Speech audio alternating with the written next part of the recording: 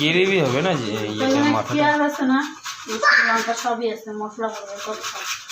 Tomato তো বেশি খাওয়া যায় না, কাঁচা হয়। বলছে তো